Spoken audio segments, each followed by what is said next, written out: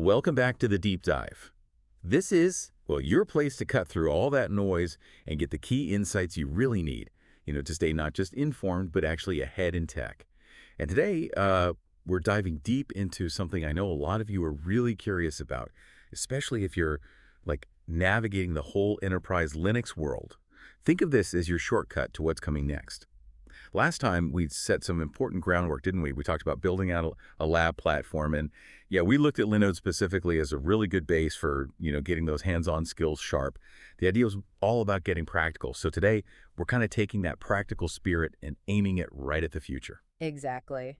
Yeah, our mission today really is to give you a solid first look at Red Hat Enterprise Linux 10, RHEL 10. And this isn't just some minor update. It's really looking like it'll set the new standard for enterprise systems. So understanding what's coming early on, that's going to be super valuable for anyone in this space. It really sets the scene for maybe the next decade of Linux admin work. Right. And here's where it really connects for a lot of you listening. The RHCSA, the Red Hat Certified System Administrator Cert, it's built directly on Red Hat Enterprise Linux. So whether you're, grinding away, studying for it, or carefully keeping it current, or maybe you just want to be right at the front edge of managing modern enterprise Linux, RHEL 10 is absolutely directly relevant to your career right now. So yeah, let's get into it. Let's unpack this new standard. Okay, so to really get what RHEL 10 brings, it helps to do a quick refresh on what RHEL even is fundamentally. Why it's such a cornerstone in, enterprises everywhere. At its heart, Red Hat Enterprise Linux, it's a commercial open source OS. It's specifically built for those really critical applications. It's like the silent engine behind tons of servers, data centers, cloud stuff worldwide. It provides that stable, reliable foundation. And what's really interesting, I think, is that RHEL's huge reputation isn't just clever marketing. It's built on these three really solid pillars: stability, rock solid stability, strong security, and that comprehensive long-term support. Businesses don't just pick RHEL lightly. They depend on it. They know it's this solid platform that's going to be maintained, patched, supported for years, often, a decade, maybe more. That promise of longevity, reliability, the assurance that your core systems won't just suddenly go sideways, that's incredibly important in the enterprise world. Yeah, that commitment to stability and that long support window, it sounds fantastic, especially for businesses, like you said. But let me play devil's advocate for a second. Doesn't that commitment sometimes mean RHEL might be a bit slower? Slower to pick up the absolute bleeding edge stuff compared to, say, Fedora. How does RHEL manage that balancing act? Needing rock solid reliability, but also wanting to stay innovative? That's a really key question, and it brings us right to RHEL's sort of unique development cycle. It's family tree, if you like. So think of Fedora. That's the vibrant experimental upstream. It's the innovation hub where new features, new tech, new ideas get cooked up and tested hard by the big open source community. That's where the real cutting edge is. Then, okay, once a bunch of those innovations have matured, proven themselves, a stable snapshot of Fedora gets taken, it's refined, put through more testing, and that becomes the base for a new major RHEL release. But now, in between Fedora and RHEL, you've got CentOS Stream. And this isn't like a snapshot of RHEL, it's more like the future of RHEL, but developing continuously. It's the public development branch for the next RHEL, so it provides this transparent, constant feedback loop. Community contributions, early looks at upcoming features, it all happens there. It kind of gives RHEL the best of both worlds, right? You get the fast innovation from Fedora, but it's filtered and stabilized through CentOS Stream before it hits that super stable RHEL release. Okay, yeah, that paints a really clear picture. So a CentOS Stream is basically like the crystal ball for RHEL. Does that mean admins should be, spending more time playing with it? Or is it still mostly for developers? I mean, for our listeners thinking about RHEL 10, how should they view CentOS Stream in their, learning path? Well, for anyone focused on RHEL, CentOS Stream is actually really valuable for getting that early exposure. It's not production-ready RHEL, definitely not, but it lets you see the direction Red Hat is going. It's a great place to test out features that are coming down the pipe, practice with new tools maybe, and just anticipate skill changes before they land in stable RHEL. Think of it as a proactive learning tool. Maybe not your main daily driver for RHCSA prep, but definitely useful for staying ahead of the curve. Okay, got it. So, with that foundation laid, understanding RHEL's approach and how it innovates, let's really look ahead now. We're talking RHEL 10. And yeah, the final release isn't out just yet, but we've got some really interesting clues based on upstream changes, pre-release info. This isn't just a tiny glimpse. Consider this your early look at what you'll likely be managing and mastering pretty soon. Right. So this brings us to the heart of RHEL 10. What are the big areas of improvement? What's the innovation focus? What's the big picture here? From what we're seeing, a few key themes stand out. First, and this is, critical today with all the threats out there, we're seeing much stronger security features. A key example, updated crypto policies. Now, this isn't just changing a default setting, it's like a proactive defense measure. It effectively raises the minimum security bar for encryption across your whole RHEL setup. Think of it like Red Hat, automatically future-proofing your systems against new crypto vulnerabilities. That could save you tons of hours in manual patching, dealing with compliance headaches later. It makes sure older, less secure protocols are just off by default, helps you meet modern standards without having to tweak everything yourself. That sounds like a massive win for security. Definitely proactive, like you said, not reactive. Yeah. But have you heard any early worries or concerns about compatibility? I mean, are there older, maybe specialized apps that might just suddenly stop working if they still need some legacy crypto protocol that these new policies block? That's definitely a fair point. It's always a balancing act with security bumps like this. The idea with these crypto policies is usually to offer different profiles you can adjust. So yeah, the default will be stronger, more modern. But Red Hat typically gives you tools, documentation, ways to identify and manage apps that might still need specific older protocols. It lets admins make, informed choices and set exceptions where they're absolutely needed. It's about securing the vast majority, but having escape hatches for the edge cases. Okay, so moving on from security, we're also looking at some pretty solid improvements in system management and automation. We're expecting to see significant updates to tools like Cockpit. For anyone not familiar, Cockpit is this really slick web-based interface. It simplifies managing servers, monitoring them, makes an admin's job way more intuitive, more efficient sometimes. So updates here just mean an even smoother, probably more powerful way to keep an eye on your RHEL systems without needing to jump to the command line for every little thing. It's really about cutting down complexity, automating the routine stuff, and hopefully freeing up admin time for, bigger picture work. Yeah, cockpit updates. Fewer late nights fighting with IP commands or firewall rules. Sounds like it could save a lot of headaches for admins. But what about the really seasoned sysadmin, the one who lives in the terminal? Is there maybe a risk that these graphical tools could hide too much?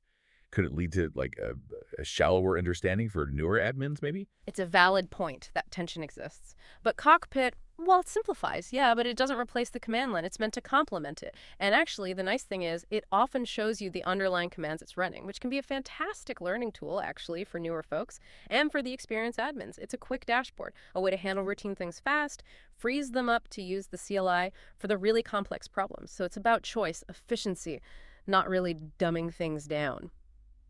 Okay, another really key area, next-gen container tools. Our sources are pointing to more evolution in containerization, specifically with tools like Podman 5onX and whatever comes next.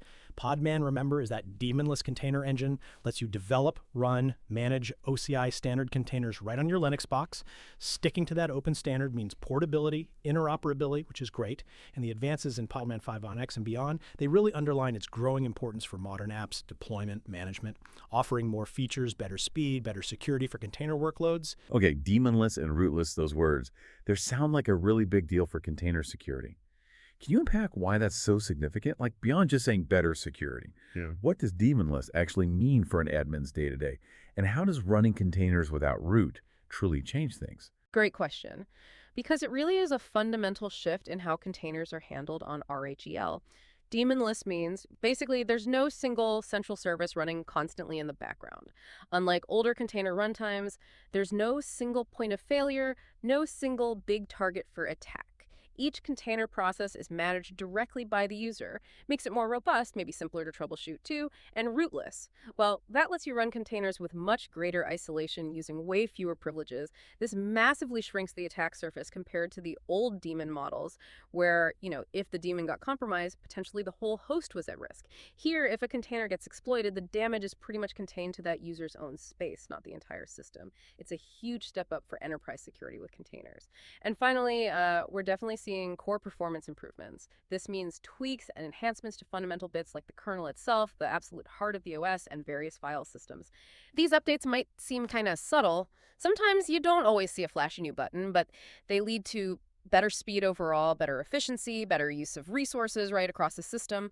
It just means your apps run faster, systems feel more responsive when they're busy, and you potentially get more bang for your buck from your existing hardware. Right. So what's the immediate thing an admin would feel on day one from those core performance boosts? Yeah. Are SSH login suddenly quicker? Yeah. Compile time slashed? Maybe database queries are noticeably faster. Where's the most direct impact? You'd probably feel it in a few places, but definitely in things that hammer I/O or are CPU heavy. So yeah, database performance could improve, faster compiles for developers, sure, quicker boot times, even just the general feel of the system under heavy load. Those, subtle kernel scheduler tweaks or file system optimizations, they translate pretty directly into less waiting, more throughput. You feel that in demanding situations. Okay, wow. That is a lot of impressive stuff and really crucial upgrades, honestly. But for you, the sysadmin listening right now, what does this actually mean for your daily work, your future skills? Let's take those updated crypto policies again. It means you'll need to understand not just how to check and roll out these stricter security settings, but also how to handle, maybe gracefully, any older apps that might struggle. It's like being a security enforcer, not just a config setter. And the cockpit updates, well, it means new features to learn, maybe making your daily monitoring and basic setup smoother, letting you spot issues faster or do routine stuff from one place. And that shift to Podman 5.x and beyond, that's not just a version number. It really cements Red Hat's direction toward that daemonless, rootless container world. And that has huge security implications, right? Running containers more isolated, with fewer privileges, shrinking that attack surface. It means you'll definitely want your container skills up to date using these best practices, understanding container networking, storage in this new model. Imagine debugging a tricky container problem without a central daemon to query. That's the kind of skill shift RHEL 10 is encouraging. And those core performance bumps, while maybe they don't demand totally new skills directly, they could free you up from chasing down sluggish system issues. More time for strategic stuff, automation, optimizing apps. So what's the takeaway? It really impacts the skills needed to manage modern RHEL. It pushes you towards being proactive, learning these new things, thinking like a security-aware, efficiency-focused engineer. And if we tie this back to your RHCSA journey, the bigger picture, it's really important to remember something. While RHEL 10 brings all these cool new features, the core stuff, the fundamental skills tested in the RHCSA exam, they stay pretty stable.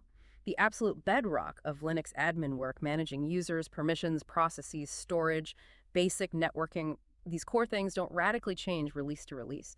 Mastering those timeless skills, that's always your best, most solid preparation. Okay, but that does raise a good question. What about shifts in focus for future RHCSA exam versions? As RHEL 10 gets more established, you'd expect some of these new features to creep in, right? Particularly around, say, advanced security, maybe using Cockpit efficiently, and definitely the container stuff with Podman. Yeah. So what's your gut feeling? Which RHEL 10 innovations might be the first ones to really show up in the next RHCSA objectives? That's a good prediction question. Based on Red Hat's direction, I definitely bet on the enhanced security features, especially those crypto policies showing up. Security is just non-negotiable now. And then, yes, absolutely, the continued focus on container management with Podman, understanding daemonless, rootless containers, that's becoming fundamental knowledge. These aren't just shiny new features. They represent emerging best practices that are likely to become standard. So yeah, fundamentals are still king, but keeping a close eye on those specific areas. That's being smart and proactive. That is excellent advice. So our guiding principle here really should always be master the foundations, those timeless skills, especially what's in the current core objectives. That approach gives you the strongest base for any exam version, old or new. But you're also smartly looking ahead, seeing where you might need to dig a bit deeper soon. Right. So summing up then, RHEL 10 really is setting a new benchmark for modern enterprise Linux. It's bringing significant steps forward in key areas: security, management, containers, core performance. It reinforces Red Hat's whole commitment to delivering a platform that's powerful, stable, and ready for the future for businesses everywhere. And yeah, it subtly but definitely shifts the landscape for us administrators. Absolutely. And as you're thinking about all these exciting new features, what they mean for enterprise Linux, that brings us nicely to our provocative thought for you. If RHEL 10 is really going to be the gold standard, the platform where all these crucial skills live, how can we, the learners, the admins, the curious folks, how can we actually practice on an RHEL-like system for free? Because let's be honest, hands-on is where the real learning clicks, where theory turns into actual skill. Well, good news. That question leads us perfectly into our next deep dive. We'll be exploring RHEL Linux, looking at it as a free and actually really effective lab OS for getting that hands-on practice. We'll break down how closely it matches RHEL and why it's such a powerful tool for building your skills without needing a subscription. So join us next time as we roll up our sleeves and get practical with RHEL Linux.